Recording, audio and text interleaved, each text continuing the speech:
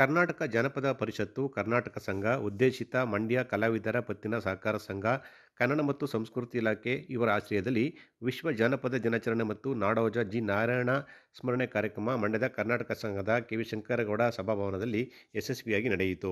ಸಮಾರಂಭದಲ್ಲಿ ಪಾಲ್ಗೊಂಡು ಮಾತನಾಡಿದ ನಾಡಿನ ಹಿರಿಯ ಜಾನಪದ ತಜ್ಞ ಡಾಕ್ಟರ್ ಇ.ಸಿ. ರಾಮಚಂದ್ರಗೌಡ ಅವರು, ಮೊದಲಿಗೆ ಜಾನಪದ ಆರಂಭವಾಗಿದ್ದು ಇಂಗ್ಲೆಂಡಿನಲ್ಲಿ. 18ನೇ ಶತಮಾನದಲ್ಲಿ ಇಂಗ್ಲೆಂಡ್ ಪ್ರಪಂಚಕ್ಕೆ ಮಾದರಿಯಾಗಿತ್ತು. ದೊಡ್ಡ ವಿಜ್ಞಾನದ ಸ್ಫೋಟ ಶುರುವಾಗಿತ್ತು. ಕೈಗಾರಿಕಾ ಪ್ರಭುಗಳು ಆಗಮನವಾದರು. ಆಗ ಜನತೆಗೆ ಬೇಕಾದ ವಸ್ತುಗಳನ್ನು ತಯಾರು ಮಾಡಿದರು. ಕೈಗಾರಿಕೆ ಬಂದು ಜನಗಳನ್ನು ವಸ್ತುಗಳ ರೀತಿ ಬಳಸಿಕೊಂಡರು ಅಂತ ವಿಷಾದ ವ್ಯಕ್ತಪಡಿಸಿದರು. ಪೂರ್ವದ ಜನಪದ ಪೂರ್ವದ ಜ್ಞಾನವನ್ನು ಇವತ್ತಿನ ಜ್ಞಾನವಾಗಿ ಹೇಗೆ ನಾವು ಅದನ್ನು ಬೆಳೆಸ್ಕೋಬೇಕು ಅನ್ನೋದ್ರ ಬಗ್ಗೆ ನಾವು ಯೋಚನೆ ಮಾಡಬೇಕಾಗಿದೆ. ಈ ವಿಶ್ವ ಜಾನಪದ ದಿನ ಅಂದರೆ ಇದು ಮೊದಲು ಈ ಜಾನಪದ ಆರಂಭ ಆಗಿದ್ದು ಇಂಗ್ಲೆಂಡ್ನಲ್ಲಿ. ಆ ಇಂಗ್ಲೆಂಡ್ನಲ್ಲಿ ಯಾಕೆ ಅದು ಆರಂಭ ಆಯಿತು ಅಂತಂದ್ರೆ, ನಿಮಗೆ ಗೊತ್ತಿರೋ ಹಾಗೆ 18ನೇ ಶತಮಾನದಲ್ಲಿ ಇಡೀ ಇಂಗ್ಲೆಂಡು ಪ್ರಪಂಚಕ್ಕೆ ಮಾದರಿಯಾಗಿದ್ದು ಮತ್ತು ದೊಡ್ಡ ವಿಜ್ಞಾನದ ಶೋಧ ಅಥವಾ ಸ್ಫೋಟ ಶುರುವಾಯಿತು. ಆ ಸ್ಫೋಟದಿಂದ ಏನಾಯಿತು ಅಂತಂತಂದ್ರೆ ಎಲ್ಲ ಪ್ರಭುಗಳು ಬಂದರು. ಯಾವ ಪ್ರಭುಗಳು ಅಂತಂದ್ರೆ ಕೈಗಾರಿಕಾ ಪ್ರಭುಗಳು ಬಂದರು. ಕೈಗಾರಿಕಾ ಪ್ರಭುಗಳು ಬಂದಾಗ ಏನ್ ಮಾಡಿದ್ರು ಅಂತಂದ್ರೆ, ಅವರು ಎಲ್ಲವೂ ಎಲ್ಲರೂ ಇರುವಂಥದ್ದು ಕೈಗಾರಿಕೆಗಳಿಗೋಸ್ಕರವಂತ ಒಂದು ತತ್ವವನ್ನು ಶುರು ಮಾಡಿ ದೊಡ್ಡದಾಗಿ ಜಗತ್ತಿಗೆ ಮಾರಾಟಕ್ಕೆ ಬೇಕಾದಂತ ವಸ್ತುಗಳನ್ನೆಲ್ಲ ತಯಾರು ಮಾಡಿ ಮಾರಾಟ ಮಾಡೋ ಸಂದರ್ಭದಲ್ಲಿ ಎಲ್ಲ ಜನರನ್ನೂ ಕೂಡ ಅವರು ಬಡಿಸ್ಕೊಳ್ಳಕ್ಕೆ ಶುರು ಮಾಡಿಕೊಂಡ್ರು. ಆಂಧ್ರ ಪ್ರದೇಶದ ಮುಖ್ಯ ಆದಾಯ ತೆರಿಗೆ ಆಯುಕ್ತರಾದ ಜಯರಾಮ್ ರಾಯಪುರ ಅವರು ಮಾತನಾಡಿ, ಬೇರೆ ಭಾಗಕ್ಕಿಂತ ಕರ್ನಾಟಕದಲ್ಲಿ ಜಾನಪದಕ್ಕೆ ವಿಶೇಷ ಸ್ಥಾನಮಾನ ಸಿಕ್ಕಿದೆ. ಅತ್ಯಂತ ಮೌಲ್ಯಯುತವಾದ ಜಾನಪದ ಭಾರತದಲ್ಲಿದೆ ಅಂತ ಪ್ರಶಂಸೆ ವ್ಯಕ್ತಪಡಿಸಿದರು. ಕೇವಲ ಒಂದು ವಿಚಾರ ಈ ಸಂದರ್ಭ ಹೇಳ್ಬೇಕೇನು ಅಂತ ಹೇಳಿದ್ರೆ, ಬಹುಶಃ ಆ ಜನಪದ ಅಂತ ಹೇಳಿದ್ರೆ ಬಹಳಷ್ಟು ಜನ ಅದು ನಮ್ಮ ನಾವೇನು ಮಾಡ್ತೇವೆ ಅದು ನಮ್ಮ ಜನಪದ, ನಾವೇನು ಆಡ್ತೇವೆ, ನಾವೇನು ಕುಣಿತೇವೆ, ನಮ್ಮ ಆಲೋಚನೆಗಳು ಇವೆಲ್ಲ ಕೂಡ ಜನಪದ ಪರಂಪರೆಯೇ. ಹಾಗಾಗಿ ಜನಪದ ಕೂಡ ಬದಲಾವಣೆ ಆದ್ರೆ ಅದು ತಪ್ಪಿಲ್ಲ ಅನ್ನೋ ಒಂದು ಮಾತನ್ನ ಈ ಸಂದರ್ಭದಲ್ಲಿ ಹೇಳ್ತಾರೆ. ಅದಕ್ಕೆ ವ್ಯತಿರಿಕ್ತವಾದ ನನ್ನ ಒಂದು ಧೋರಣೆ ಏನು ಅಂತ ಹೇಳಿದ್ರೆ, ಬಹುಶಃ ಅದು ಅದಕ್ಕೆ ಒಂದು ರೀತಿಯ ಆ ಒಂದು ಬಹಳ ಉದಾರವಾದಿ ಧೋರಣೆ. ಜನಪದ ಒಂದು ಬದಲಾದ್ರೆ ಬದಲಾಗ್ತಾನೆ ಹೋಗ್ಲಿ ಅನ್ನುವ ಒಂದು ಉದಾರವಾದಿ ಧೋರಣೆ ಏನಿದೆ, ಆ ಉದಾರವಾದಿ ಧೋರಣೆಗೆ ನಾನು ಬಹುಶಃ ಹೋಗ್ತಾ ಇಲ್ಲ. ನಾನು ಹೇಳೋದೇನು, ಒಂದು ಮಟ್ಟದಲ್ಲಿ ಯಾವುದೋ ಒಂದು ಸಂದರ್ಭದಲ್ಲಿ ಬಹುಶಃ ನಮ್ಮ ಜನಪದ ಪರಂಪರೆಯ ಹಾಡಿದೆ, ನೃತ್ಯ ಇದೆ, ಅಥವಾ ಬೇರೆಲ್ಲ ನಮ್ಮ ನಾಟಕ ಸೇರಿದಂತೆ ಬೇರೆಲ್ಲ ಪರಂಪರೆ ಏನಿದೆ, ಆ ಪರಂಪರೆಯಲ್ಲಿ ಇದ್ದಂತ ಒಂದು ಅಚ್ಚುಕಟ್ಟತನ ಏನಿದೆ, ಒಂದು ಶಿಸ್ತು ಏನಿದೆ, ಅಥವಾ ಅದರಲ್ಲಿ ಇರ್ಬೇಕಾದಂತ ಒಂದು ಗುಣಗಳೇನಿದೆ, ಅದನ್ನ ನಾವು ಉಳಿಸ್ಕೋಬೇಕು. ಅದು ಪರಂಪರಾಗತವಾಗಿ ಏನ್ ಬಂದಿದೆ ಅದೇ ರೀತಿಯಲ್ಲಿ ಉಳಿಸ್ಕೋಬೇಕು ಅನ್ನೋದು ಬಹಳ ಒಂದು ಮುಖ್ಯವಾದ ವಿಚಾರ.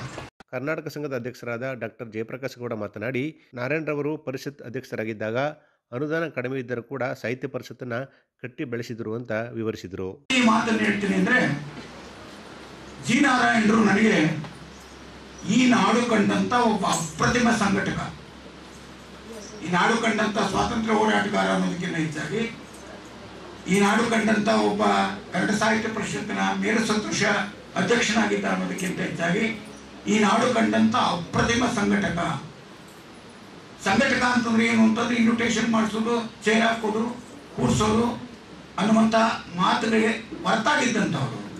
ಮತ್ತು ಸಮಾರಂಭ ಹೇಗಿರಬೇಕು, ಅದು ಯಾವ ರೀತಿಯಲ್ಲಿರಬೇಕು, ಆ ಸಮಾರಂಭಕ್ಕೆ ಔಚಿತ್ಯಪೂರ್ಣವಾಗಿ ಅತಿಥಿಗಳನ್ನು ಹೇಗೆ ಕರೆಸಬೇಕು, ಅವ್ರು ಎಲ್ಲಿ ಕೂರಿಸಬೇಕು, ಅವ್ರನ್ನ ಯಾರು ಎದುರುಗೊಳ್ಳಬೇಕು, ಅವ್ರಿಗೆ ಏನೆಲ್ಲ ವ್ಯವಸ್ಥೆ ಮಾಡಬೇಕು, ಯಾರು ಬಂದವರು ಅವ್ರನ್ನ ಎದುರುಗೊಳ್ಳೋರು ಯಾರು ಎದುರುಗೊಳ್ಳಬೇಕು, ಕರ್ಕೊಂಡು ಬಂದು ಯಾರು ಕೂರಿಸಬೇಕು. ನನಗೆ ದಿಗ್ಭ್ರಾಂತಿ ಆಗಿಬಿಡ್ತು. ಒಂದು ದಿವಸ ನಾರಾಯಣ ಅವ್ರ ಹತ್ರ ಒಂದು ಸಣ್ಣ ಪುಸ್ತಕ ಇರ್ತಿತ್ತು, ಯಾವಾಗಲೂ ಒಂದು ಸಣ್ಣ ಪುಸ್ತಕ, ಅದನ್ನು ತಗೊಂಡ್ರು, ಸಂಬಂಧಪಟ್ಟವ್ರನ್ನ ಕರೆದ್ರು, ಏನಪ್ಪ ಎಲೆ ತಂದಿದೆಯಾ. ಕೆಂಗೇರಿ ವಿಶ್ವ ಒಕ್ಕಲಿಗರ ಮಠದ ಪೀಠಾಧಿಪತಿಗಳಾದ ಡಾಕ್ಟರ್ ನಿಶ್ಚಲಾನಂದ ಸ್ವಾಮೀಜಿಗಳು ಮಾತನಾಡಿ, ಕಲಾವಿದರಿಗೆ ಗೌರವ ಕಡಿಮೆ, ಹಾಗಾಗಿ ಶ್ರೀರಂಗಪಟ್ಟಣದಲ್ಲಿ ನಡೆಯುವ ದಸರಾ ಸಂದರ್ಭದಲ್ಲಿ 2 ದಿನ ಜಾನಪದ ಕಲಾವಿದರಿಗೆ ಪ್ರೋತ್ಸಾಹ ನೀಡಿ ಕೈ ತುಂಬ ಸಂಬಳ ಕೊಡಿ ಅಂತ ಹೇಳಿದರು. ನಮ್ಮ ಜಿಲ್ಲೆಯ ಕಲಾವಿದರಿಗೆ ಕೂಲಿ ಕೊಡಬೇಡಿ, ಗೌರವ ಕೊಡಿ, ಕಲಾವಿದರನ್ನ ಗೌರವದಿಂದ ನಡೆಸಿಕೊಳ್ಳಿ ಅಂತ ಸಲಹೆ ನೀಡಿದರು. ಇದಕ್ಕೂ ಮೊದಲು ವಿವಿಧ ಜಾನಪದ ಕಲಾತಂಡಗಳಿಂದ ಜಾನಪದ ಸಂಭ್ರಮ ಕಾರ್ಯಕ್ರಮ ಯಶಸ್ವಿಯಾಗಿ ಜರುಗಿತು. ಸಮಾರಂಭದಲ್ಲಿ doctor E G. Borayya, K T Srikantegowda, ಮಾಜಿ ಶಾಸಕರಾದ ಎಂ ಶ್ರೀನಿವಾಸ್, ಕನ್ನಡ ಮತ್ತು ಸಂಸ್ಕೃತಿ ಇಲಾಖೆಯ doctor B V Nandish, Karasavadi Mahadevu, D P Swamy ಸೇರಿದಂತೆ ಅನೇಕರಿದ್ದರು. ಪಾಂಡವಪುರ ಪಟ್ಟಣದ ಶ್ರೀ ಆದಿಚುಂಚನಗಿರಿ ಶಿಕ್ಷಣ ಟ್ರಸ್ಟ್ BGS ಎಜುಕೇಷನ್ ಸೆಂಟರ್ನಲ್ಲಿ ಜಗದ್ಗುರು ಶ್ರೀ ಬಾಲಗಂಗಾಧರನಾಥ ಸ್ವಾಮೀಜಿಗಳ 52ನೇ ವಾರ್ಷಿಕ ಪಟ್ಟಾಭಿಷೇಕ ಮಹೋತ್ಸವ ಹಾಗೂ ಶ್ರೀಮಠದಲ್ಲಿ ಮಹಾಸನ್ನಿಧಿಯವರ ಗದ್ದಿಗೆ ಉದ್ಘಾಟನೆ ಭವ್ಯವಾಗಿ ನೆರವೇರಿತು.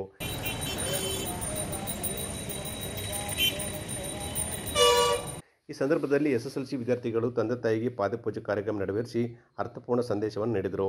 ಮಕ್ಕಳ ಸಾಂಸ್ಕೃತಿಕ ಪ್ರತಿಭೆ ಪ್ರದರ್ಶನದ ಅಂಗವಾಗಿ ಚಿಣ್ಣರ ಜಾಣರ ಜಗುಲಿ 2025 ಎಂಬ ವಿಶಿಷ್ಟ ಕಾರ್ಯಕ್ರಮ ಯಶಸ್ವಿಯಾಗಿ ಜರುಗಿತು.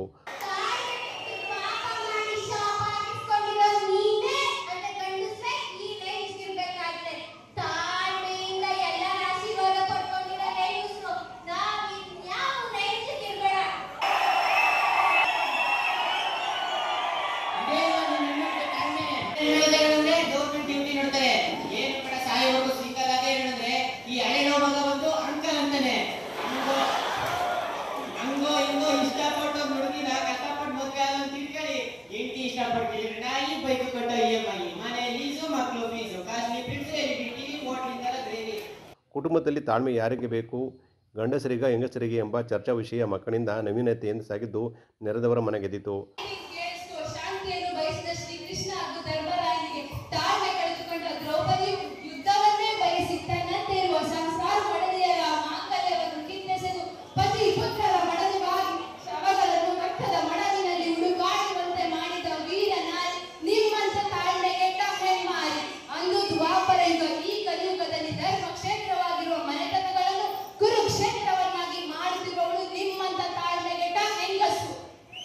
ವಿಶೇಷ ಅತಿಥಿಯಾಗಿ ಖ್ಯಾತ ಚಲನಚಿತ್ರ ನಟ, ಹಾಸ್ಯ ಕಲಾವಿದ ಹಾಗೂ ಹಿನ್ನೆಲೆ ಗಾಯಕ ಮಿಮಿಕ್ರಿ ದಯಾನಂದ್ ಆಗಮಿಸಿ ಮಕ್ಕಳಿಗೆ ತಮ್ಮ ವೇದಿಕೆಯ ಕೌಶಲ್ಯವನ್ನು ಪ್ರದರ್ಶಿಸಲು ಪ್ರೇರಣೆ ನೀಡಿದರು. ಸ್ವಲ್ಪ ನೆಮ್ಮದಿ ಇರಬೇಕು, ಬೇರೆಯವ್ರನ್ನ ಕೆಟ್ಟುಕೋದಕ್ಕಿಂತ ಬೇರೆಯವ್ರಿಗೆ ಮಾತಾಡಬೇಕು ಅಲ್ವಾ. BGS ಎಜುಕೇಷನ್ ಸೆಂಟರ್ ಕಾರ್ಯದರ್ಶಿಗಳಾದ ಡಾಕ್ಟರ್ GN ರಾಮಕೃಷ್ಣೇಗೌಡರು ಮಾತನಾಡಿ, ಪ್ರತಿ ವರ್ಷ ಮಕ್ಕಳಿಗೆ ವಿಭಿನ್ನ ಸಾಂಸ್ಕೃತಿಕ ವೇದಿಕೆ ನೀಡುತ್ತಿರುವ ಹಿನ್ನೆಲೆಯಲ್ಲಿ ಪೋಷಕರು ಮಕ್ಕಳೊಂದಿಗೆ ಬಂದು ಪಾಲ್ಗೊಂಡಿರುವುದು ಸಂತೋಷದ ಸಂಗತಿ. ಈ ಕಾರ್ಯಕ್ರಮ ಮಕ್ಕಳಲ್ಲಿ ಅಡಗಿರುವ ಶಕ್ತಿ ಹೊರಹೊಮ್ಮುವ ವೇದಿಕೆ ಅಂತ ಅಭಿಪ್ರಾಯಪಟ್ಟರು. ಪ್ರತಿ ವರ್ಷ ನಡೆಸ್ಕೊಂಡಿದ್ದಾರೆ. ಈ ವರ್ಷವೂ ಕೂಡ ಅದೇ ನಿಟ್ಟಿನಲ್ಲಿ ಬಹುಶಃ ಇವತ್ತಿನ ಕಾರ್ಯಕ್ರಮ ಯಶಸ್ವಿಯಾಗಿ ನಡೆದಿದೆ. ಎಲ್ಲ ಪೋಷಕರು ಅವ್ರ ಮಕ್ಕಳ ಜೊತೆ ಬಂದು ಪಾದಪೂಜೆ ಕಾರ್ಯಕ್ರಮದಲ್ಲಿ ಭಾಗವಹಿಸಿದ್ದಾರೆ. ಇದರ ಜೊತೆಗೆ ಬಹಳಷ್ಟು ವಿಶೇಷವಾದ ಇನ್ನೊಂದು ಕಾರ್ಯಕ್ರಮ ಅಂತ ಹೇಳಿದ್ರೆ ಚಿಣ್ಣರ ಜಾಣರ ಜಗಲಿ ಅನ್ನೋದು. ನೀವು ಬಹುಶಃ ಎಲ್ಲ TV ಮಾಧ್ಯಮಗಳಲ್ಲಿ ನೋಡ್ತಾ ಇರ್ತೀವಿ. ತಹಸೀಲ್ದಾರ್ ಸಂತೋಷ್ ಕುಮಾರ್ ಮಾತನಾಡಿ, ಪಾಶ್ಚಾತ್ಯ ಸಂಸ್ಕೃತಿಯಲ್ಲಿ ಬೆಳೆದು ಬರುತ್ತಿರುವ ಇಂದಿನ ಮಕ್ಕಳಿಗೆ ಭಾರತೀಯ ಸಂಸ್ಕೃತಿ ಬೇರೂರಲು ಇಂಥ ಕಾರ್ಯಕ್ರಮಗಳು ಶ್ಲಾಘನೀಯ. ಮುಂದಿನ ದಿನಗಳಲ್ಲಿ ಮಕ್ಕಳು ಉನ್ನತ ಮಟ್ಟಕ್ಕೆ ಹೋಗಲು ಇದು ಪೂರಕ ಅಂತ ಹೇಳಿದರು. ಪಾಶ್ಚಾತ್ಯ ಸಂಸ್ಕೃತಿಗೆ ಹೊಂದ್ಕೊಳ್ತಾ ಇರ್ತಕ್ಕಂಥ ಈ ಸಂದರ್ಭದಲ್ಲಿ ಭಾರತೀಯ ಸಂಸ್ಕೃತಿಯನ್ನು ಎತ್ತಿ ಹಿಡಿಯೋದಕ್ಕೆ ಒಂದು ಮಾರ್ಗದರ್ಶನ ಅಂತ ಹೇಳ್ಬೋದು. ಮತ್ತು ಮಕ್ಕಳಲ್ಲಿ ಸಂಸ್ಕೃತಿಯನ್ನು ಬೆಳೆಸೋದಕ್ಕೆ ಸಹಾಯ ಆಗಿರ್ತಕ್ಕಂಥ ಈ ಒಂದು ಕಾರ್ಯಕ್ರಮ ನಿಜವಾಗ್ಲೂ ಶ್ಲಾಘನೀಯ. ಈ ಕಾರ್ಯಕ್ರಮವನ್ನು ನಡೆಸಿರ್ತಕ್ಕಂತಹ ಶ್ರೀಯುತ ಕಾರ್ಯಕ್ರಮದ ಬಗ್ಗೆ ಅನೇಕ ಗಣ್ಯರು ಮಾತನಾಡಿ ತಮ್ಮ ಅಭಿಪ್ರಾಯವನ್ನು ವ್ಯಕ್ತಪಡಿಸಿದರು. ನಮ್ಮ ಪದ್ಧತಿಗಳವೆಲ್ಲ ಆಚಾರ ವಿಚಾರಗಳು ಎಲ್ಲ ದೇಶಕ್ಕಿಂತ ನಮ್ಮಲ್ಲಿ ಚೆನ್ನಾಗಿದೆ. ಅದನ್ನು ನಾವು ಮಕ್ಕಳಿಗೆ ಈಗ ಕಲಿಸ್ಬೇಕಾಗುತ್ತೆ.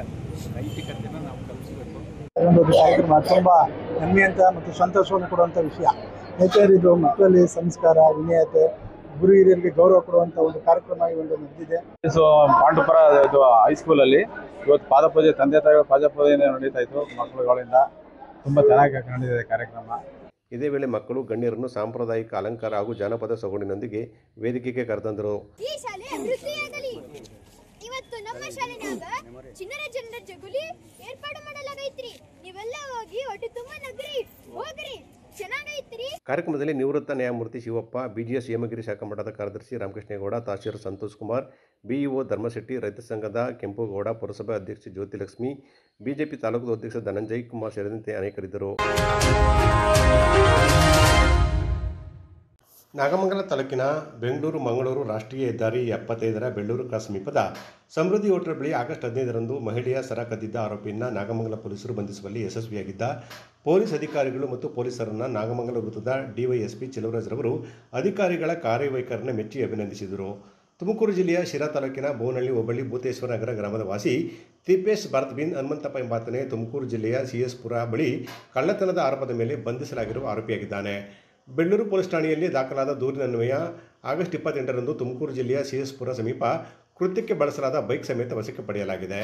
ಬಂಧಿತ ಆರೋಪಿಯ ವಿಚಾರಣೆ ವೇಳೆ ಬೆಂಗಳೂರು ಗ್ರಾಮಾಂತರ ಜಿಲ್ಲೆ ಹೊಸಕೋಟೆ ಪೊಲೀಸ್ ಠಾಣೆ ವ್ಯಾಪ್ತಿಯಲ್ಲೂ 2 ಸರಗಳ್ಳತನ ಪ್ರಕರಣಗಳಲ್ಲಿ ಭಾಗಿಯಾಗಿರುವುದು ಪತ್ತೆಯಾಗಿದೆ. ಈ 3 ಪ್ರಕರಣಗಳಲ್ಲಿ ಕಳವು ಮಾಡಲಾಗಿದ್ದ 69 ಗ್ರಾಂ ತೂಕದ 3 ಚಿನ್ನದ ಸರಗಳನ್ನು ಮತ್ತು ಕೃತ್ಯಕ್ಕೆ ಬಳಸಲಾಗಿದ್ದ ಬೈಕನ್ನು ವಶಕ್ಕೆ ಪಡೆಯಲಾಗಿದೆ. ಚಿನ್ನಾಭರಣಗಳ ಮೌಲ್ಯ ಸುಮಾರು 7 ಲಕ್ಷ ರೂಪಾಯಿಗಳು ಅಂತ ಅಂದಾಜು ಮಾಡಲಾಗಿದೆ. ಸರಗಳ್ಳತನದ ಆರೋಪಿಗಳನ್ನು ಪತ್ತೆ ಮಾಡಲು ನಾಗಮಂಗಲ ವೃತ್ತ ಆರಕ್ಷಕ ನಿರೀಕ್ಷಕ ನಿರಂಜನ್ ನೇತೃತ್ವದಲ್ಲಿ ನೇಮಿಸಲಾಗಿದ್ದ PSI ರವಿಕುಮಾರ್ ಮತ್ತು ಆರಕ್ಷಕ ಸಿಬ್ಬಂದಿಗಳ ತಂಡವನ್ನು ಮಂಡ್ಯ SP ಮಲ್ಲಿಕಾರ್ಜುನ ಬಾಳದಡ್ಡಿ ಅಭಿನಂದಿಸಿದ್ದಾರೆ.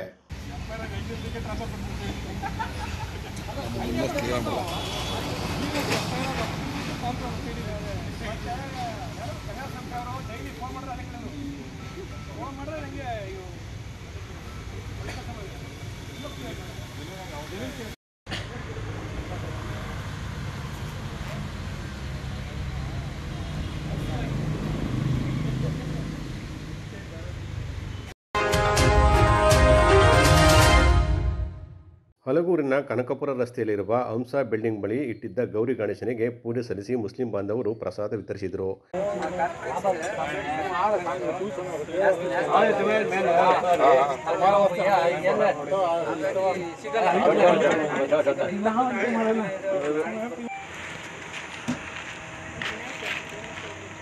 ನಂತರ ಮುಖಂಡರಾದ ಸಮೀವೆಲ್ಲ ಮಾತನಾಡಿ, ನಾವು ಚಿಕ್ಕದೊಂದು ಗಣಪತಿಯನ್ನು ಕೂರಿಸಿ ಗಣೇಶ ಹಬ್ಬ ಮಾಡಿ ಸಾರ್ವಜನಿಕರಿಗೆ ಪ್ರಸಾದ ನೀಡಿದ್ದೇವೆ. ನಮಗೆ ಸ್ವಾತಂತ್ರ್ಯ ಬರುವ ಮುನ್ನ ಬಾಲಗಂಗಾಧರನಾಥ ತಿಲಕರವರು ಅಂದಿನ ಕಾಲದಿಂದ ಗಣೇಶ ಹಬ್ಬ ಆಚರಿಸಲು ಪ್ರಾರಂಭಿಸಿದರು. ಅದನ್ನು ಎಲ್ಲ ಭಾರತೀಯರು ಮುಂದುವರಿಸಿಕೊಂಡು ಹೋಗುತ್ತಿದ್ದೇವೆ. ಜಾತಿ ಧರ್ಮ ಬಿಟ್ಟು ನಾವೆಲ್ಲ ಒಗ್ಗಟ್ಟಾಗಿ ಹೋಗಬೇಕು ಅಂತ ಹೇಳಿದರು. ಪುನೀತ್ ರಾಜ್ಕುಮಾರ್ ಅವರು ಆಕೆ ಕೊಟ್ಟ ಅಜ್ಜಿಯಲ್ಲಿ ನಾವು ನಡೀತಿದ್ದೇವೆ. ಅವರು ನಿಧನದ ನಂತರ ಅವರು ಮಾಡಿದ ದಾನ ಧರ್ಮ ನಮಗೆ ಗೊತ್ತಾಯಿತು. ನಾವೆಲ್ಲ ಭಾರತೀಯರು ಒಂದು ಜೊತೆಲಿದ್ದು ಹೋಗೋಣ ಅಂತ ಹೇಳಿದರು. ಇವತ್ತು ನಮ್ಮ ಊರಲ್ಲಿ ಗಣೇಶ ಹಬ್ಬ ಮಾಡ್ತಾ ಇದ್ದೀವಿ. ಇಲ್ಲಿ ನಾವು ಬಂದು ಹಲಗಿನ ಪ್ರಮುಖ ಬೀದಿಯಲ್ಲಿ ಒಂದು ಸಣ್ಣದಾಗಿ ಒಂದು ಚಿಕ್ಕದಾಗಿ ಎಲ್ಲರೂ ಸೇರಿ ಒಂದು ಗಣೇಶ ಹಬ್ಬ ಮಾಡಿ ಎಲ್ಲ ಜನಗಳಿಗೆ ಪ್ರಸಾದ ವಿತರಣೆ ಮಾಡ್ತಾ ಇದ್ದೀವಿ. ಇದು ಬಂದು ಆವತ್ತಿನ ಕಾಲದಲ್ಲಿ ಬ್ರಿಟಿಷರು ನಮಗೆ ಸ್ವತಂತ್ರ ಬರೋದಿದ್ದ ಟೈಮಲ್ಲಿ ಬಾಲಗಂಗಾಧರ ತಿಲಕ್ನವರು ಸ್ಟಾರ್ಟ್ ಮಾಡಿದ್ದು. ಅದನ್ನು ನಾವು ಇವಾಗ ಎಲ್ಲ ಭಾರತೀಯರು ಮುಂದುವರ್ಸ್ಕೊಂಡು ಹೋಗ್ತಾ ಇದ್ದೀವಿ. ಇದು ಏನಾಗಿದೆ ಅಂದರೆ ಇವತ್ತು ಒಳ್ಳೆ ದೊಡ್ಡ ಹಬ್ಬ ಆಗಿದೆ ನಮಗೆ ಗಣೇಶ ಹಬ್ಬ. ಅದಕ್ಕೋಸ್ಕರ ಎಲ್ಲರಿಗೂ ನಾವು ಹೇಳ್ತಾ ಇರೋದು ಒಂದೇನು ಜಾತಿ ಧರ್ಮ ಎಲ್ಲ ಬಿಟ್ಟು ಎಲ್ಲರೂ ಒಗ್ಗಟ್ಟಾಗಿ ನಾವು ಭಾರತೀಯರು ಅಂತ ಬದುಕಬೇಕಂತ ನಾನು ಎಲ್ಲರ ಹತ್ರ ಕೇಳ್ಕೊತೀನಿ. ಹೇಳೋದೇನೆಂದರೆ ಧರ್ಮ ಅಂತ ಸಾಯೋಕ್ಕಿಂತ ದೊಡ್ಡದಾಗಿ ಮಾನವೀಯತೆಯ ದೃಷ್ಟಿಯಿಂದ ಎಲ್ಲರೂ ಬದುಕಬೇಕು ಅಂತ ನಾನು ಎಲ್ಲರ ಹತ್ರ ಕೇಳ್ಕೊತೀನಿ. ಯಾಕಂದರೆ ಧರ್ಮ ಏನು ಪ್ರಯೋಜನ ಇಲ್ಲ ಧರ್ಮದಿಂದ. ಎಲ್ಲರೂ ಆವತ್ತಿನಿಂದ ಎಲ್ಲರೂ ಜಾತಿ ಮೀರಿ ಜೀವನ ಮಾಡಿದ್ರೆ ಎಲ್ಲರಿಗೂ ಒಳ್ಳೆಯದು. ನಾವೇನು ಭಾರತೀಯರಂತ ಬದುಕಬೇಕು ಅಂತ ನಾನು ಕೇಳ್ಕೊತೀನಿ. ಯಾಕಂದರೆ ಭಾರತೀಯತೆ ಇದೆಯಲ್ಲ, ನಾವೆಲ್ಲ ಒಗ್ಗಟ್ಟುಗೂಡಿದ್ರೆ ಮಾತ್ರ ಭಾರತೀಯರು ಆಗೋದು. ನಾವು ಧರ್ಮದಲ್ಲಿ ಎಲ್ಲರೂ ಒಗ್ಗಟ್ಟನ್ನು ಕಿತ್ಕೊಂಡು ಬೇರೆ ಬೇರೆಯಾಗಿ ಬದುಕಿದ್ರೆ ನಾವು ಭಾರತೀಯರು ಅನಿಸ್ಕೊಳ್ಳಲ್ಲ. ನಾನು ಅದಕ್ಕೋಸ್ಕರ ಹೇಳ್ತೀನಿ, ಎಲ್ಲರೂ ಧರ್ಮನ ಬಿಟ್ಟು ಪುನೀತ್ ರಾಜ್ಕುಮಾರ್ ಅವರು ಹೇಳಿದಂಗೆ ಎಲ್ಲರೂ ಒಗ್ಗಟ್ಟಾಗಿ ನಾವು ಬದುಕಬೇಕು ಅಂತ ಎಲ್ಲರೂ. ನಮ್ಮ ಪುನೀತ್ ರಾಜ್ಕುಮಾರ್ ಅವರು ಹೇಗೆ ಮಾಡಿದ್ರು, ಅವರು ಇದ್ದಾಗ ಯಾರಿಗೂ ಗೊತ್ತಾಗಿಲ್ಲ ಅವ್ರು ಏನು ದಾನ ಧರ್ಮ ಮಾಡಿದ್ದಾರೆ ಅಂತ. ಅವ್ರು ಸತ್ತೋದ್ಮೇಲೆ ಗೊತ್ತಾಯಿತು ಅವ್ರು ಎಂಥವ್ರು ಅಂತ, ಅವ್ರ ಮನಸ್ಸು ಎಂಥದ್ದು, ಅವ್ರು ಏನು ಮಾಡಿದ್ದಾರೆ ಕಾರಣ. ಈ ಸಂದರ್ಭದಲ್ಲಿ ಮುಬಾರಕ್, ಸೈಯದ್ ಇಬ್ರಾಹಿಂ ಪಾಷಾ, ಅಖ್ತರ್ ಪಾಷಾ, ಸಿದ್ದೇಗೌಡ, ಶಿವರಾಜು, ಗಿರೀಶ್ ಹಾಜರಿದ್ದರು. ನಂತರ ಸಾರ್ವಜನಿಕರಿಗೆ ಪ್ರಸಾದ ವಿನಿಯೋಗ ಮಾಡಲಾಯಿತು. ಮದ್ದೂರು ತಾಲೂಕಿನ ಕೊಪ್ಪ ಹೋಬಳಿಯ ಹೊಸಗಾವಿ ಸರ್ಕಾರಿ ಪ್ರೌಢಶಾಲಾ ಆವರಣದಲ್ಲಿ ಕೊಪ್ಪ ಹೋಬಳಿ ಮಟ್ಟದ ಪ್ರೌಢಶಾಲಾ ವಿಭಾಗದ ಕ್ರೀಡಾಕೂಟ ಯಶಸ್ವಿಯಾಗಿ ನಡೆಯಿತು. ಕೆಂಪೇಗೌಡ ವಿಮಾನ ನಿಲ್ದಾಣದ ಅಧಿಕಾರಿ JM ಜಯರಾಮು ಮಾತನಾಡಿ, ಶ್ರದ್ಧೆ ಹಾಗೂ ಏಕಾಗ್ರತೆಯಿಂದ ವಿದ್ಯಾಭ್ಯಾಸ ಮತ್ತು ಕ್ರೀಡೆಯಲ್ಲಿ ಭಾಗವಹಿಸುವ ಮನಸ್ಸನ್ನು ಪ್ರತಿಯೊಬ್ಬರೂ ಇಂದಿನಿಂದಲೂ ರೂಢಿಸಿಕೊಳ್ಳಬೇಕು. ಮುಂದೆ ತಾವು ಏನಾಗಬೇಕು ಎಂಬುದನ್ನು ಕ್ಷಣಾರ್ಧದಲ್ಲಿ ಯೋಚಿಸಿ ಅದರ ಗುರಿಯತ್ತ ತಲುಪುವಂತಾಗಬೇಕು ಅಂತ ಹೇಳಿದರು. BO ಧನಂಜಯ ಕ್ರೀಡಾಕೂಟದ ಕ್ರೀಡಾ ಜ್ಯೋತಿಯನ್ನು ಸ್ವೀಕರಿಸಿ ಕ್ರೀಡಾಪಟುಗಳಿಗೆ ಶುಭ ಹಾರೈಸಿದರು. ಅದನ್ನ ನಿಮ್ಮ ಮನಸ್ಸಿನಲ್ಲಿ ದುಡ್ಕೊಳ್ಬೇಕು. ನಾನು 6ನೇ ಕ್ಲಾಸಲ್ಲಿ ಯಾರು ಏನಾಗ್ತೀಯಪ್ಪ ಅಂದ್ರೆ ಇಂಜಿನಿಯರ್ ಆಗ್ತೀನಿ ಅಂತ ಹೇಳಿ. ಇವಾಗ ಏನು ಯಾರು ನಿಮ್ಗೆ ಇದಿಲ್ಲ, ಏನೋ ಕಾನ್ಫಿಡೆನ್ಸ್ ಇಲ್ಲ ನಾನು ಏನಾಗ್ತೀನಿ ಅಂತ ಹೊರಡಿ 100% ನೀವು ಹಾಗೆ ಆಗ್ತೀರಾ. ಅದೇ ನಾನೇ ಎಕ್ಸಾಂಪಲ್, ನಾನೇ ಉದಾಹರಣೆ ಇದ್ದೀನಿ. ನೀವು ಏನೂ ಆಗಲ್ಲ ಸರ್, ನಾನು ಅದಾಗಬೇಕು ಸರ್, ಇದಾಗಬೇಕು ನೋ. ಸೊ ಆದರೆ ಇವತ್ತು ತುಂಬ ಕಷ್ಟಪಟ್ಟು ನಮ್ಮ ಶಿವರಾಮ್ ಸರ್ ನನ್ನ ಕ್ಲಾಸ್ಮೇಟು, ಅವ್ರದ್ದು ನಮ್ಮದು ಅಜಾಗಜಾಂತರ ಮತ್ತು ಜೀವಾನುಭವ ಫ್ರೆಂಡ್ಸು ನಾವು. ಅವರ ಕಷ್ಟ ನಮಗೊತ್ತು, ಅವರು ಅಷ್ಟೇ ನಮ್ಮ ಥರನೇ ಕಷ್ಟ ಬಿದ್ದು ಬಂದಿದ್ದಾರೆ. ತುಂಬ ಅಚ್ಚುಕಟ್ಟಾಗಿ ಇವತ್ತು ಪ್ರೋಗ್ರಾಮ್ನ ನೆರವೇರಿಸಿಕೊಟ್ಟಿದ್ದಾರೆ. ಮತ್ತೆ ಊರಿನವರು ಮತ್ತೆ ಎಲ್ಲ ಅಧಿಕಾರಿಗಳು ಅವರಿಗೆ ಸಪೋರ್ಟ್ ಮಾಡಿದ್ದಾರೆ. ಈ ಸಂದರ್ಭದಲ್ಲಿ ಹೊಸಗಾವಿ ಪ್ರೌಢಶಾಲೆಯ ಮುಖ್ಯ ಶಿಕ್ಷಕ ಶಿವರಾಮ್, ಮುಖ್ಯ ಶಿಕ್ಷಕರಾದ ರವೀಶ್, ದೈಹಿಕ ಶಿಕ್ಷಕರ ಸಂಘದ ಅಧ್ಯಕ್ಷ ಬೈರೇಗೌಡ, ಚಂದ್ರೇಗೌಡ, ಪುಟ್ಟಸ್ವಾಮಿ ಸೇರಿದಂತೆ ಇತರರು ಪಾಲ್ಗೊಂಡಿದ್ದರು. ಭಾರತ ಸರ್ಕಾರದ ಅಸ್ಮಿತಾ ಯೋಜನೆಯಡಿ ಜಿಲ್ಲಾ ಬ್ಯಾಡ್ಮಿಂಟನ್ ಸಂಸ್ಥೆಯ ವತಿಯಿಂದ ಜಿಲ್ಲಾ ಮಟ್ಟದ ಬಾಲಕಿಯರ ಸಿಂಗಲ್ಸ್ ಬ್ಯಾಡ್ಮಿಂಟನ್ ಪಂದ್ಯಾವಳಿಯನ್ನು ಸೆಪ್ಟೆಂಬರ್ 13-14 ನಡೆಸಲಾಗುವುದು ಅಂತ ಸಂಸ್ಥೆಯ ಕಾರ್ಯಾಧ್ಯಕ್ಷರಾದ ಡಾಕ್ಟರ್ ಎಚ್ ಅನಿಲ್ ಕುಮಾರ್ ತಿಳಿಸಿದರು. ಮಾಧ್ಯಮಗೋಷ್ಠಿಯಲ್ಲಿ ಮಾತನಾಡಿದ ಅವರು, ಖೇಲೋ ಇಂಡಿಯಾ ಕಾರ್ಯಕ್ರಮದ ಭಾಗವಾಗಿ 15, 17 ಮತ್ತು 19 ವರ್ಷದೊಳಗಿನ ಬಾಲಕಿಯರ ಬ್ಯಾಡ್ಮಿಂಟನ್ ಪಂದ್ಯಾವಳಿಯನ್ನು ಪಿಇಟಿ ಎಂಜಿನಿಯರಿಂಗ್ ಕಾಲೇಜಿನ ಒಳಾಂಗಣ ಬ್ಯಾಡ್ಮಿಂಟನ್ ಕ್ರೀಡಾಂಗಣದಲ್ಲಿ ಆಯೋಜಿಸಲಾಗಿದೆ ಅಂತ ಹೇಳಿದರು. ಪಂದ್ಯಾವಳಿಯಲ್ಲಿ ಭಾಗವಹಿಸುವವರು ಸೆಪ್ಟೆಂಬರ್ 10ರೊಳಗೆ ವಿದ್ಯಾರ್ಥಿ ಅಥವಾ ಸರ್ಕಾರಿ ಗುರುತಿನ ಚೀಟಿಯೊಂದಿಗೆ ನೋಂದಾಯಿಸಿಕೊಳ್ಳಬೇಕು. ಪ್ರವೇಶ ಉಚಿತವಾಗಿದ್ದು, ನೋಂದಣಿಗೆ 9886013288 ಸಂಖ್ಯೆಗೆ ಕರೆ ಮಾಡಿ ಅಥವಾ ವಾಟ್ಸಪ್ ಸಂದೇಶದ ಮೂಲಕ ಅವಕಾಶ ಕಲ್ಪಿಸಲಾಗಿದೆ ಅಂತ ಹೇಳಿದರು. ಆಟಗಾರರು ಕ್ರೀಡಾ ಉಡುಪು, ನಾನ್ ಮಾರ್ಕಿಂಗ್ ಶೂಗಳ ಮತ್ತು ತಮ್ಮ ಸ್ವಂತ ರಾಕೆಟ್ಗಳನ್ನು ತರತಕ್ಕದ್ದು. ಆಯೋಜಕರು ರೆನೆಕ್ಸ್ ಮೇವಿಸ್ 350 ಶಟಲ್ಗಳನ್ನು ಪಂದ್ಯಾವಳಿ ಆಯೋಜಕರಿಂದ ನೀಡಲಾಗುವುದು. ಈ ಪಂದ್ಯಾವಳಿಯಲ್ಲಿ 80ಕ್ಕೂ ಹೆಚ್ಚು ಆಟಗಾರ್ತಿಯರು ಭಾಗವಹಿಸುವ ನಿರೀಕ್ಷೆ ಇದೆ ಅಂತ ಹೇಳಿದರು. ನಮಗೆಲ್ಲ ಗೊತ್ತಿದ್ದಾಗೆ ಕೇಂದ್ರ ಸರ್ಕಾರದ ಒಂದು ಆಯೋಜನೆ ಮೇಲೆ ಅಸ್ಮಿತಾ ಅನ್ನೋ ಒಂದು ಕಾರ್ಯಕ್ರಮವನ್ನು ಹಮ್ಮಿಕೊಂಡಿದ್ದ ಕ್ರೀಡಾ ಕಾರ್ಯಕ್ರಮವನ್ನು, ಅದು ಬ್ಯಾಡ್ಮಿಂಟನ್ನಲ್ಲಿ ಹೆಣ್ಮಕ್ಕಳಿಗೆ ಉತ್ತೇಜನವನ್ನು, ತರಬೇತಿಯನ್ನು ಕೊಡುವಂತಹ ಯೋಜನೆ. ಇದು ಭಾರತದಾದ್ಯಂತ ನಡೆಯುವಂಥ ಒಂದು ಕಾರ್ಯಕ್ರಮ.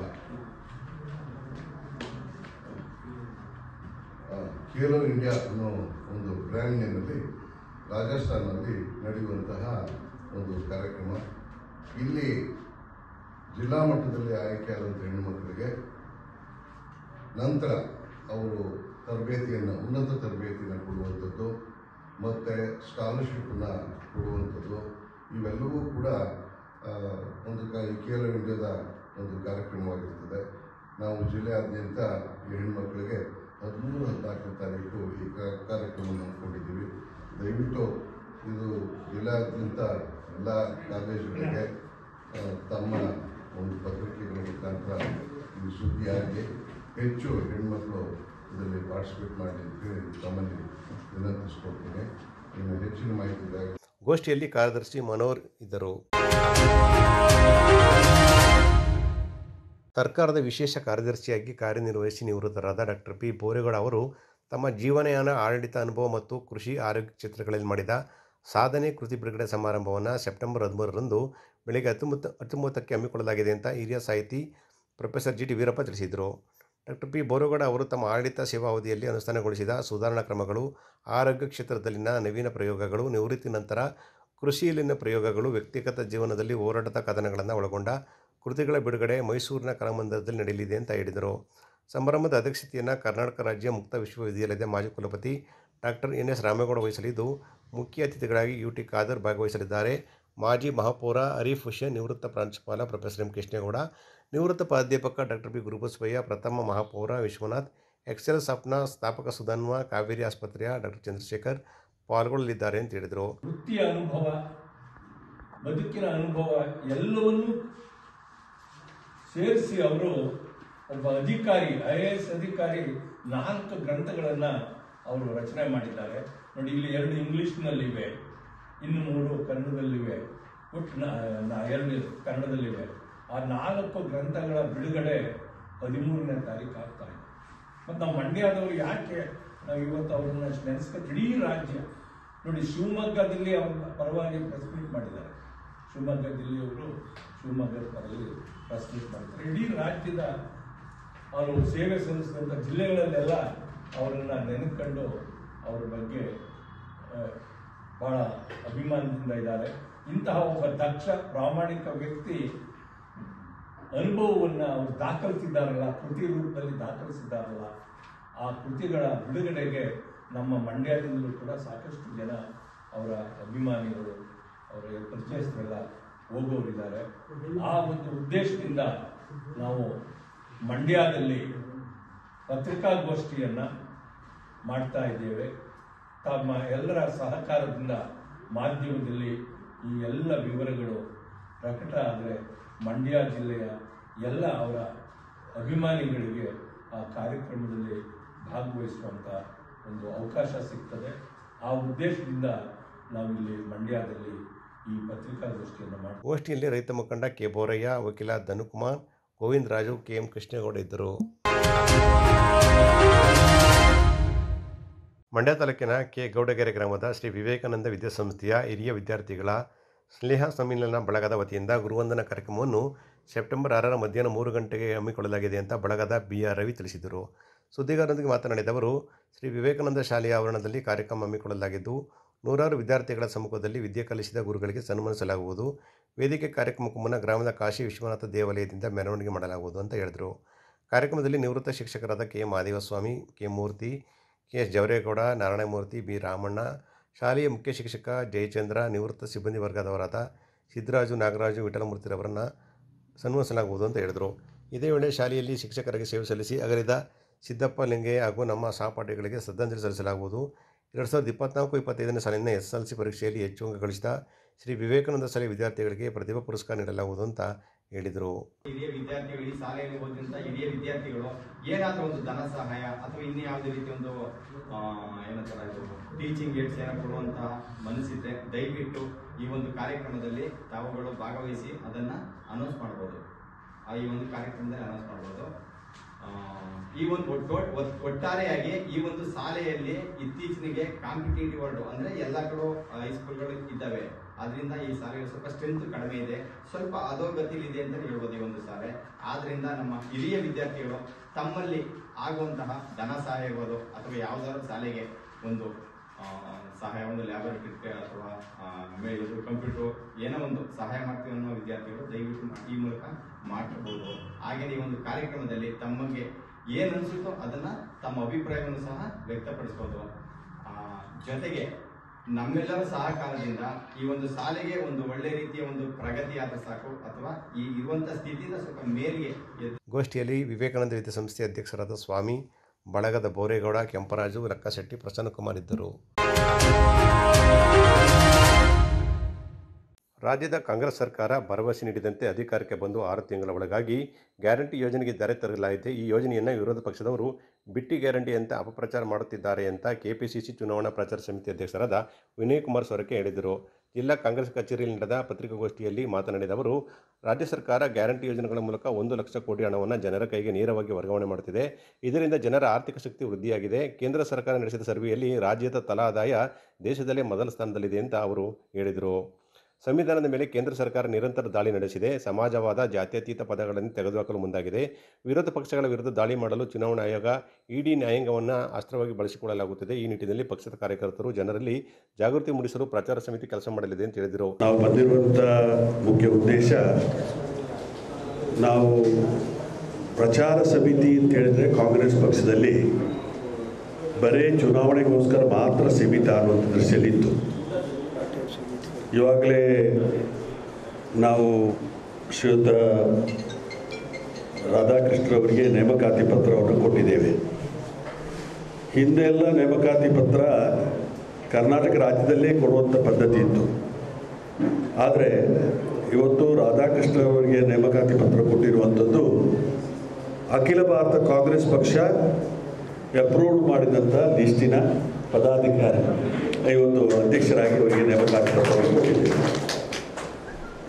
ಪ್ರಚಾರ ಸಮಿತಿ ಅನ್ನುವಂಥದ್ದು ನಿರಂತರವಾಗಿ ಕೆಲಸ ಕಾರ್ಯವನ್ನು ಮಾಡಬೇಕು. ಬರೀ ಚುನಾವಣೆ ಪ್ರಚಾರ ಕಾರ್ಯಕ್ರಮಕ್ಕೋಸ್ಕರ ಮಾತ್ರ ಸೀಮಿತ ಅಲ್ಲ.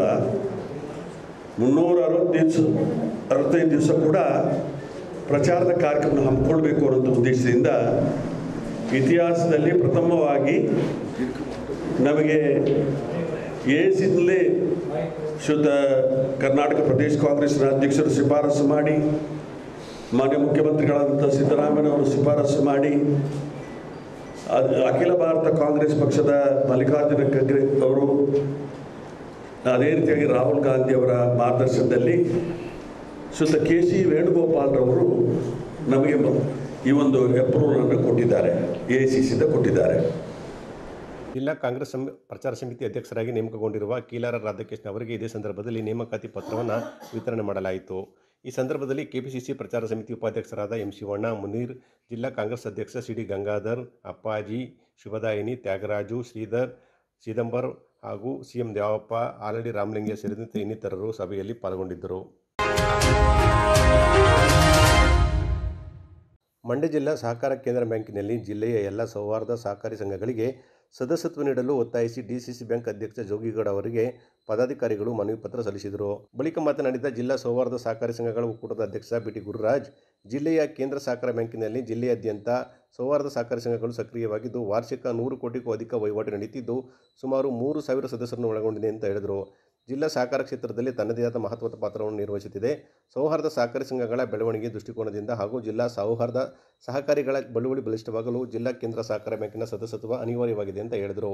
ಈಗಾಗಲೇ ಸಹಕಾರ ಸಂಘಗಳ ನಿರ್ಬಂಧಕರು ಪತ್ರದ ಸಂಖ್ಯೆಯಲ್ಲಿ ತಿಳಿಸಿರುವಂತೆ ಕಾನೂನಿನ ಅಡಿಯಲ್ಲಿ ರಚಿತವಾದ ಜಿಲ್ಲೆ ವ್ಯಾಪ್ತಿಯಲ್ಲಿ ಬರುವ ಸಹಕಾರ ಸಂಘಗಳನ್ನು ಸಂಸ್ಥೆಗಳನ್ನು ಆಯಾ ಜಿಲ್ಲಾ ಕೇಂದ್ರ ಬ್ಯಾಂಕಿನಲ್ಲಿ ಸದಸ್ಯ ನೀಡಬಹುದಾಗಿದೆ ಅಂತ ಅವರು ತಿಳಿಸಿದರು.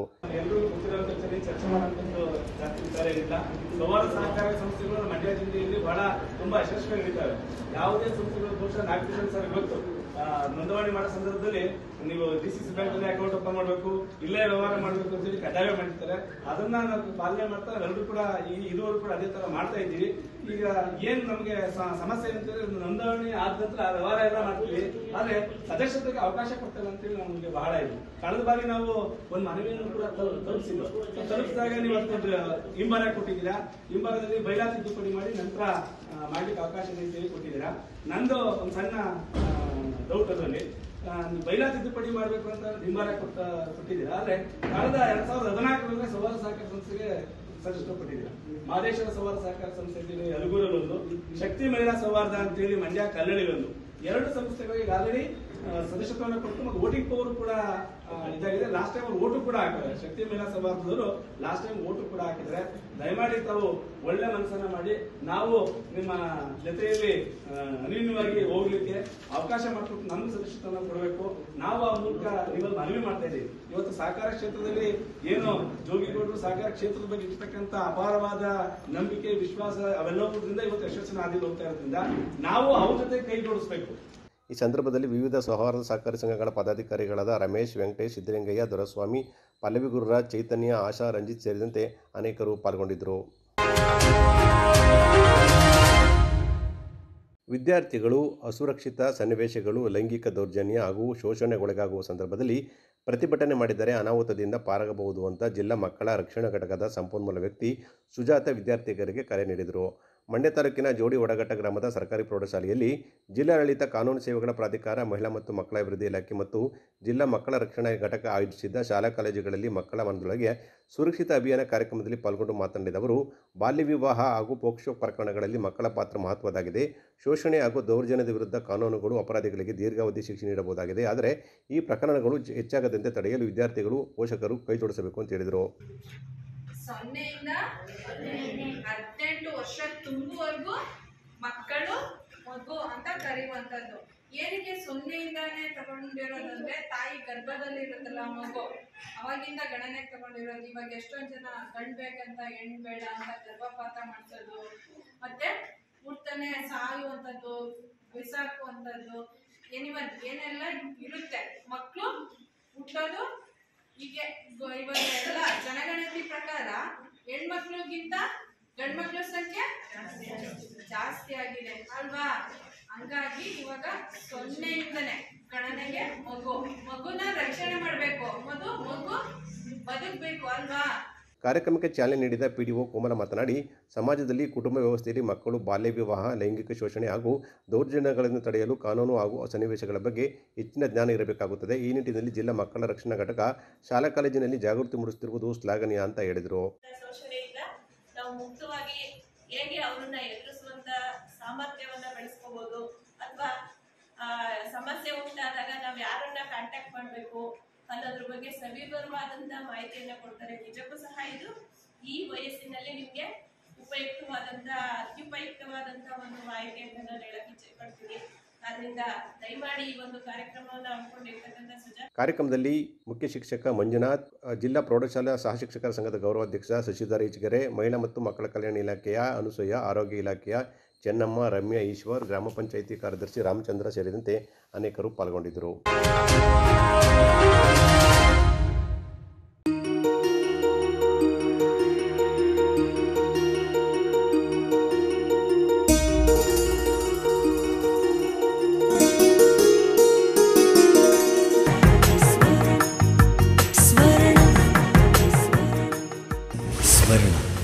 ಇದು ಬಾಂಧವ್ಯಗಳ ಬೆಸುಗೆ